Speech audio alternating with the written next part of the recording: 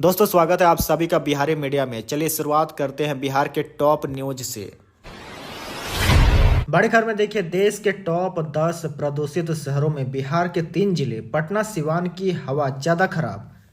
राजधानी पटना समेत बिहार के 3 जिलों में वायु प्रदूषण लगातार बढ़ रहा है। इस वजह से पटना, छपरा और सिवान देश के टॉप 10 प्रदूषित शहरों में शामिल हो गया है।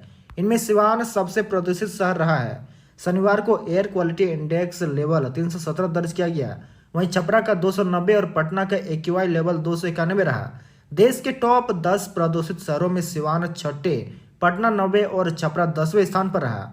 पटना में तारामंडल, राजाबाजार, दानापुर में एक्यूआई 300 के पार रिकॉर्ड किया गया, जबकि सचिवालय, गांधी मैदान और पटना सिटी के इलाके में एक्यूआई लेवल 200 से ज्यादा रहा।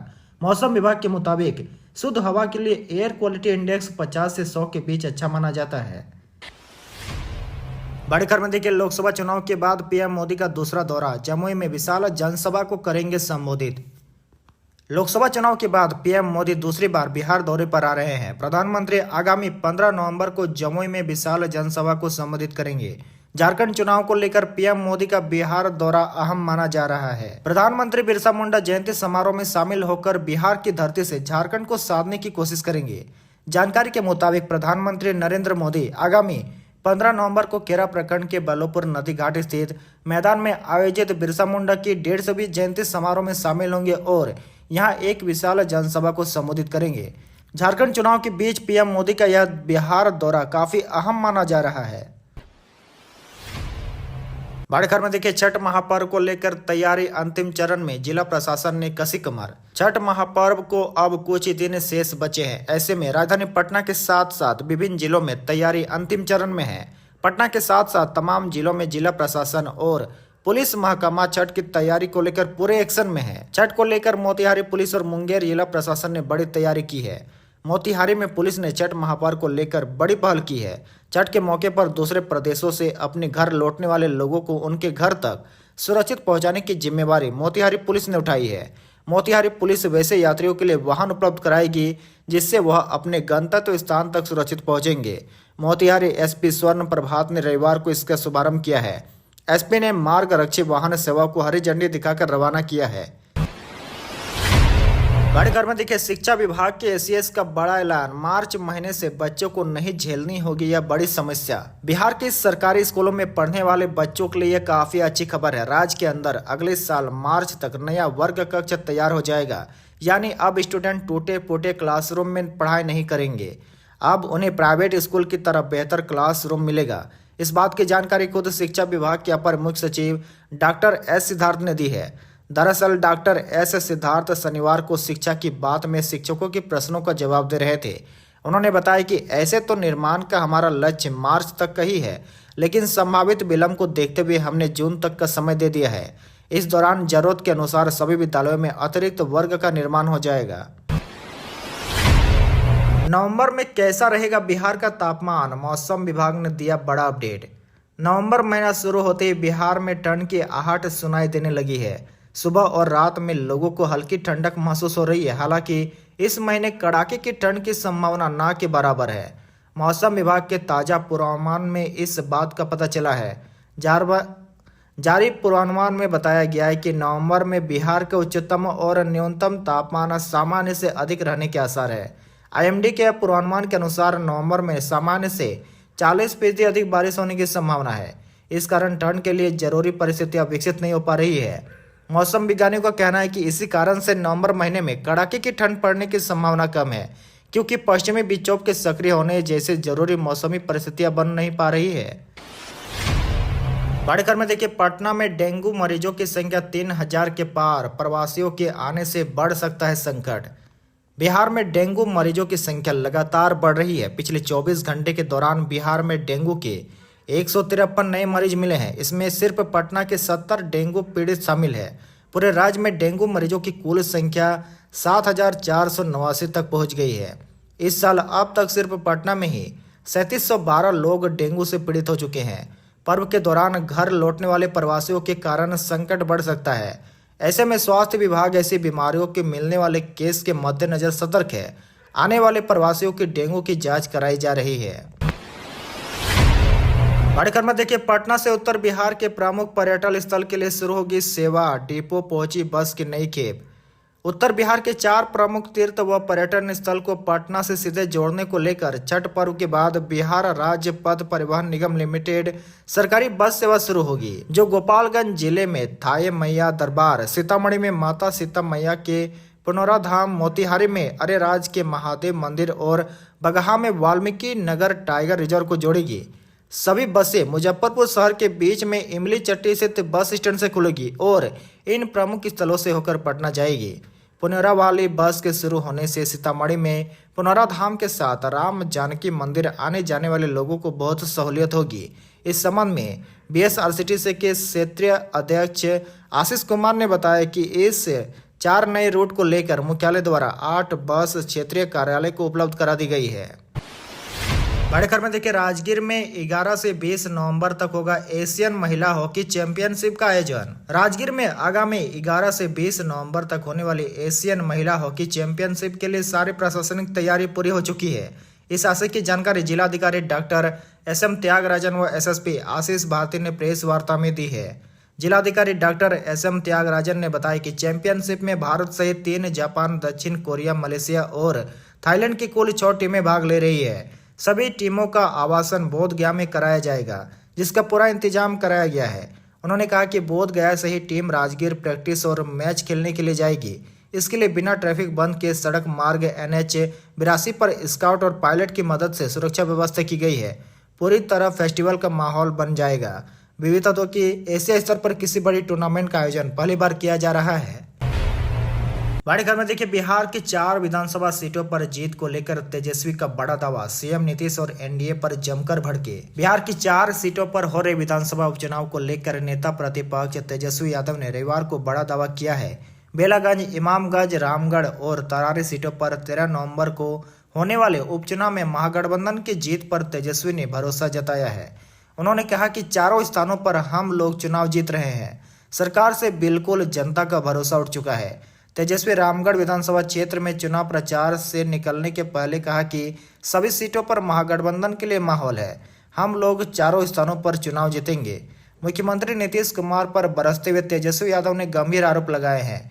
उन्होंने कहा कि जब बिहार में महागठबंधन की सरकार थी तब वे स्वास्थ्य मंत्री थे, तब स्वास्थ्य विभाग में 1.5 लाख नौकरियां देने की प्रक्रिया शुरू हुई थी, लेकिन सीएम नीतीश ने वह फाइल रुकवा दी। एनडीए के साथ चले गए तो पूरी नियुक्ति प्रक्रिया ठप हो गई है। उन्होंने कहा कि हम सीएम नीतीश से हाथ जोड़कर कहेंगे कि नौकरी की प्रक्रिया शुरू करें। बड़े खबर में देखिए, चिराग की पार्टी लोजपा को बड़ा झटका। प्रदेश उपाध्यक्ष राकेश रोशन ने दिया इस्तीफा।